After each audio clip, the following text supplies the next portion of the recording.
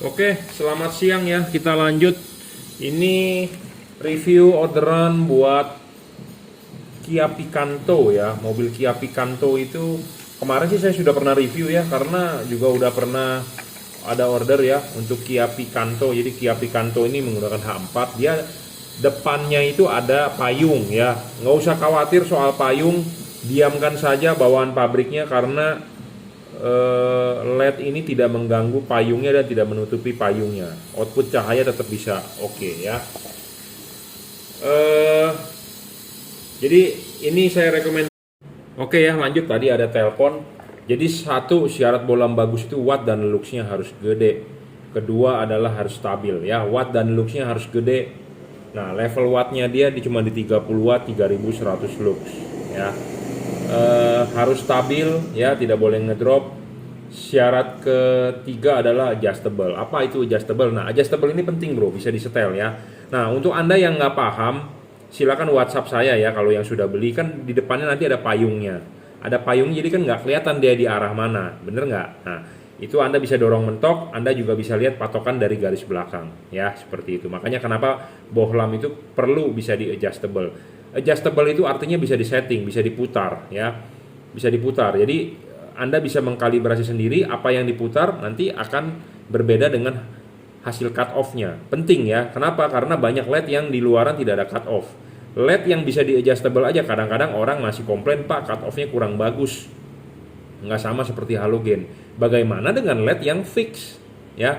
LED yang bisa di adjustable aja masih ada orang komplain, apalagi dengan LED yang fix. Fix itu artinya tidak bisa disetel, ya lebih kacau lagi gitu ya. Kita hanya bisa memaksimalkan LED tersebut. Kenapa? Karena reflektor rumah lampu Anda adalah punya halogen. Jadi Anda pasang LED istilahnya hanya memaksimalkan ya, seperti itu, penting. Jadi kita memasang LED, kita perlu kalibrasi dulu sebelum kirim supaya memaksimalkan hasilnya, seperti itu intinya ya.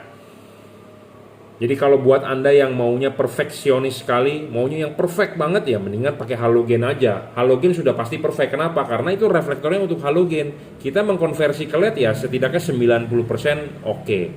Seperti itu. Karena LED-nya juga kita kalibrasi, ada yang bagian kita papas ya.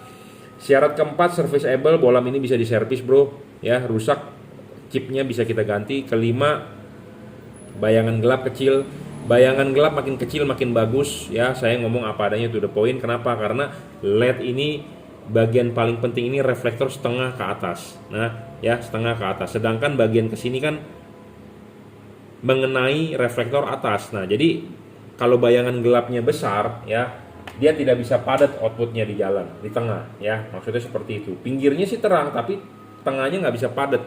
Nah anda lihat langsung ya, ini kan tuh tidak terlalu gelap ya.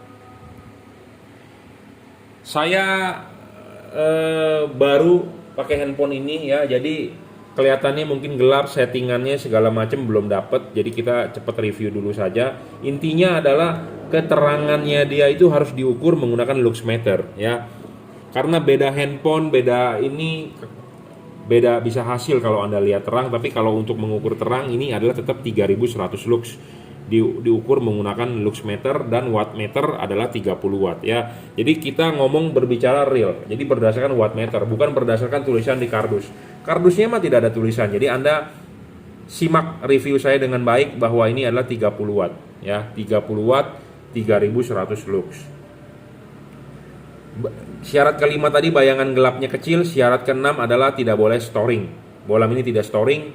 Syarat ketujuh adalah penting ya, jangan lupa kalau masang ininya dulu, klipin baru pasang karetnya. Nah anda lihat, jadi syarat ketujuh bohlam bagus itu mengenai pendinginan ya. Bohlam ini pendinginannya bagus, sudah double cooper dan ada heatsink.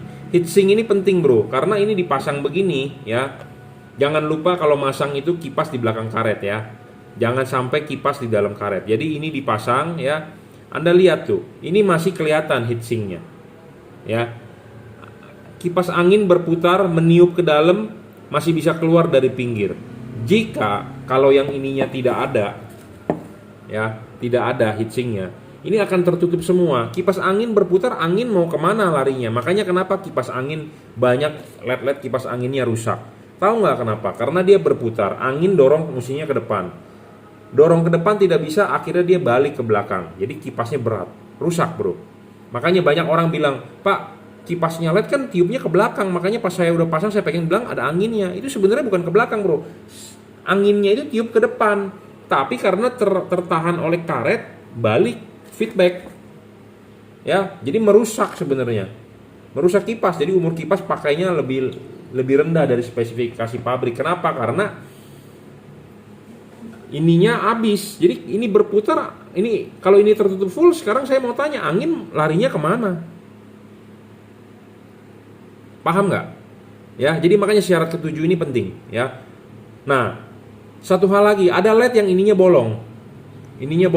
Jadi ini tertutup, oke, dia bisa masuk anginnya lewat sini, ya, lewat sini. Kebetulan LED ini adalah bukan tipe LED bolong. Kenapa? Karena dia di tengahnya adalah batang pendingin, batang cooper, batang tembaga. Ada LED yang ininya bolong. Jadi angin diputar, ininya tertutup, akhirnya anginnya masuk ke dalam. Tahu nggak Anda angin masuk ke dalam itu efeknya apa ke headlamp? Satu, berdebu mobil Anda headlampnya. Anda lihat ruangan mesin Anda berdebu, ditiupin kipas angin ke dalam, headlamp Anda berdebu, cepat kotor. Kedua, bisa ngembun. Anda masuk satu butir air aja, satu titik air aja, headlamp Anda bisa berembun, ya. Nah, makanya ini tidak ada. Jadi ini pendinginannya murni adalah kipas. Jadi antara headlamp dengan bagian luar tidak ada hubungan, ya, ngerti ya? Jadi maksudnya ini kan karet di sini.